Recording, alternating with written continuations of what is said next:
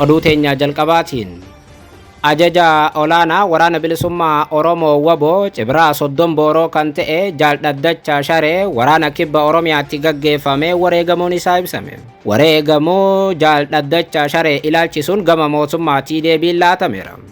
Gama waraana bilisummaa Oromootii maaltu jedhame? Jaal Dhaddachi Sharee kibba Oromiyaatti akkamiin wareegame? Gabaasa bal'aa qindeessineerra. Oduu biraatiin fiigicha Daayimandii liigii Yuujiinitti gaggeeffame atileetonni Itoophiyaa injifatan.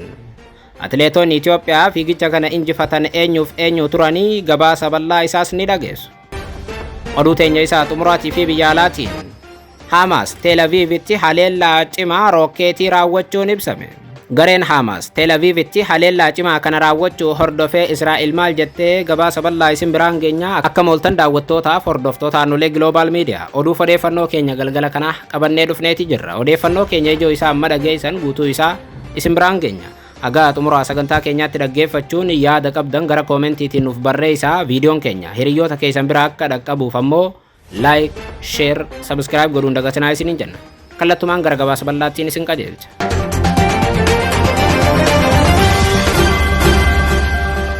Oduu teenya jalqabaatiin ajaja olaanaa waraana bilisummaa Oromoo Waboo Cibraa Soddon Booroo kan ta'e Jaal Dhaddachaa Sharee waraana kibba Oromiyaatti tibbana gaggeeffameen wareegamuun isaa ibsame. Waggoota 5 darban wal waraanaa kan jiru waraana bilisummaa Oromootii fi raayyaa ittisa biyyaa gidduutti lolli kibba Oromiyaatti gaggeeffamaa jiru cimeetti fufeera. Guyyaa har'aa waajjirri koominikeeshinii aanaa Liban akka gabaasetti nageenyi waaraan akka mirkanaa'uuf tarkaanfii fudhatamaa jiruun ajaja Shanee Cibraa Soddon Booroo dabalatee miseensota waraana bilisummaa Oromoo 40 ta'an barbadaaniiru jedhe waajjirri koominikeeshinii aanaa Liban. Wareegamuu Jaal Dhaddachaa Sharee irratti AGM dhimmicha akkuma dhaga'een hordoffii cimaa taasiseen lola guyyootaaf godina Boorana Bahaa aanaa Liban ganda Hardoo keessatti waraana bilisummaa Oromootii fi qaamolee nageenyaa kan mootummaa gidduutti gaggeeffamaa tureen ajaja Waboo Cibraa Soddon Booroo Jaal Dhaddachaa Sharee wareegamuu AGM jaallan isaa irraa mirkaneeffateera. Waraana kibba Oromiyaatti gaggeeffamaa jiru keessatti maqaa guddaa kan qaban Jaal Dhaddachaa Sharee wareegamuun isaanii mirkanaa'eera. Dhimmuma kanarratti gaazexaan naannoo Oromiyaa torbaaniin al takka maxxanfamu kallachi Oromiyaa galgala kana sa'aatiiwwan muraasa dura gabaasa hojjetee baaseen godina Boorana Bahaatti qindoomina qaamolee nageenyaatiin ajaja garee ABO Shanee Cibraa Soddon Booroo dabalatee miseensonni garichaa 40 ta'an barbadaaniiru jedhe gaazexaan kun.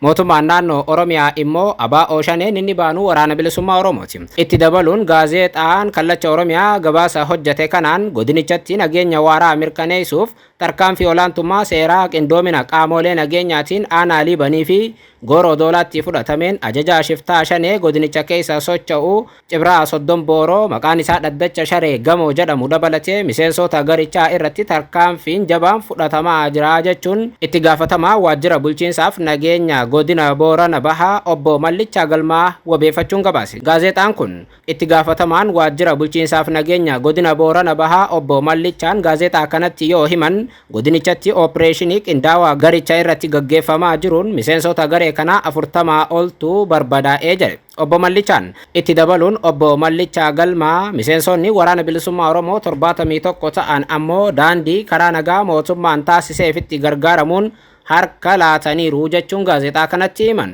Oduudhuma wal fakkaataa AGM ganama kana isin biraan ga'een waraanni bilisummaa Oromoo guyyoota 4 darbee bakkoota 3tti tarkaanfii cimaa loltoota raayyaa ittisa biyyaa irratti fudhateen loltoonni raayyaa ittisa biyyaa 44 ol ajjeesuu waboon himee ture. Nutilleen ganama kana oduu tana isin biraan geenyee turre. Galgala kana oduun gama mootummaa naannoo Oromiyaatti bahu immoo loltoonni waraana bilisummaa Oromoo 40 ta'an godina Boorana Bahaa qofatti wareegamaniiru. Isaan keessaa ammoo ajaja olaanaan Waboo Cibraa Soddon Booroo kan ta'e Jaal Dhaddacha Sharee ni jiru. Jaal Dhaddachi Sharee ammoo mootummaan ni sobe akka hin jenneef AGM illeen wareegamuu isaa jaallan isaarraa mirkaneeffateera.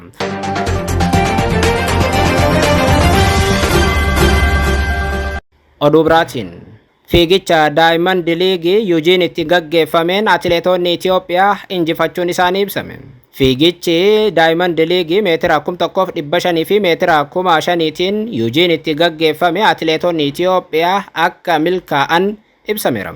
Dorgommii meetira 1,500 dubartoota gidduutti dorgomame atileet Dirribee Waltajjiin yoo injifattu kan meetira 5,000 ammoo Tsiggee Gabrasalaam injifatteetti. Atileet Dirribeen fageenyicha daqiiqaa 3 fi sakandii 53 fi maayikiroo sakandii 75 yoo xumurtu Tsiggee Gabrasalaam ammoo daqiiqaa 14 fi sakandii 18 fi maayikiroo sakandii 76 xumuruun injifatteetti.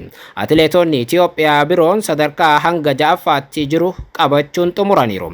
Meetira 10,000tiin ammoo atileet Gudaaf Tsaggaayin daqiiqaa 29 fi sakandii 5 fi maayikiroo sakandii 92 xumuruun sadarkaa lammaffaa ba'uu ragaan Federeeshinii Atileetiksii Itiyoophiyaa irraa argame ni mul'isa. Atileetonni Itiyoophiyaa addunyaa irratti fiigichaan sadarkaa isaanii jabeessanii itti fufaniiru.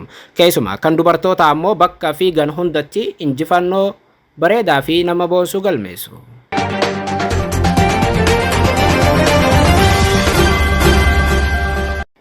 Oduu teenya isaa xumuraatii fi biyya alaatiin gareen Hamas ammas rookeetiiwwan hedduu Israa'elitti dhukaase. Hamas rookeetiiwwan gara giddugaleessa Israa'el naannoo magaalaa Tel Avivitti dhukaasuu isaa ibseera. Gareen Hamas kun rookeetii Israa'elitti dhukaasuu wayita ibsu ji'oota 4 darban keessatti kun isa jalqabaati. Rookeetiiwwan 8 ta'an kibba Gaazaa naannoo Raafaa irraa gara magaalaa Tel Avivitti dhuka'uu Hamas ibseeti jira. Akka humni waraana Israa'el jedhutti rookeetiiwwan Hamasiin dhukaafaman kunneen hedduun isaanii qilleensa irratti haleelamuun kufaniiru jedha. Israa'elis rookeetiin itti dhukaafamuu amanteetti. Humni waraana Israa'el Raafaa keessatti opereeshinii waraanaa gaggeessuu irratti argama. Rookeetii Hamas dhukaase kanaan haga ammaatti miidhaan dhaqqabee hin ibsamne. Magaalota gurguddoo fi kutaalee Israa'el kanneen akka Herzliyaa fi Peetaa keessatti sagaleen dhukaasa rookeetii cimaa dhaga'amuu irratti argama. Taatee kanaan wal qabatee miidiyaan Israa'el caccabaa misaa'iloota mooraa gamoo Herzliyaa keessatti argamu tokko keessatti kufe argame maxxanseera. Tajaajila ambulaansii Israa'elitti hoogganaa kan ta'e Maagin Deevid Adoom namoonni hedduun naasuudhaan gaggabanii yaala argachaa jiru jedhan. Hedduun namoota rookeetiiwwan ciccimoon waan dhukaafamaniif rifaatuudhaan caljachaa jiru jechuun ibseera. Hamas fuula teelegiraamii damee humna waraanaa isaa Birgeedii Alqasam irratti misaa'ila guddaa gara Tel Avivitti dhukaasuu isaa ibseeti jira. Kanaanis ammoo Hamas ittiin boonuu ibsuu irratti argama.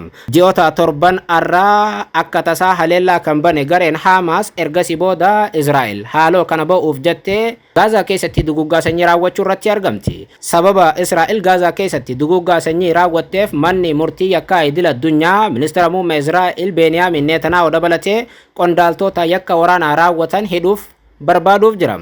Darbee ammoo Israa'el waraana Raafaa keessatti gaggeessaa jirtu akka dhaabduuf dhaabbileen idil addunyaa warri duraan Israa'el deeggaraa turan hundi gaafachaa jiran.